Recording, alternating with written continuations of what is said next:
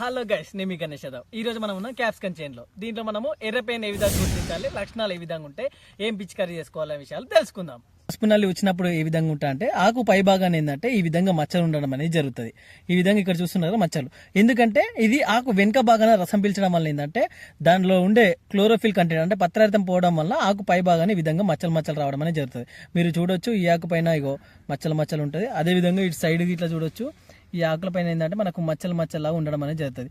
ఒకవేళ ఇదే ఆకును మనం వెనుక భాగం చూసినట్టయితే మనకు ఈ నల్లిని అనేది గుర్తించవచ్చు. ఇక్కడ మనకు ఆకు వెనుక భాగాన రెడ్ డాట్ లాగా కనిపిస్తున్నాయి చూడండి. ఈ రెడ్ డాట్ లాగా కనిపించేటి మనకు ఎర్రనల్లి. ఇది ఏంటంటే ఆకు వెనుక భాగాన రసం పీల్చడం వల్ల ఏంటంటే ఇది పై భాగంలో ఈ విధంగా మచ్చలు రావడం అనేది జరుగుతుంది. దీనికి గనక మనకు చూసుకున్నట్టయితే మార్కెట్లో దీన్ని మనం చూసుకున్నట్టయితే అకారిసైడ్స్ అనేది అవైలబుల్ ఉండడం జరుగుతుంది. అకారిసైడ్స్ ఏంటంటే ఓబెరాను, మిటిగేటు, మెజిస్టరు, కునోచి, ఒమైటో వంటి అకారిసైడ్స్ కొట్టినప్పుడు ఏంటంటే మనము వీటిని నివారించుకోవచ్చు.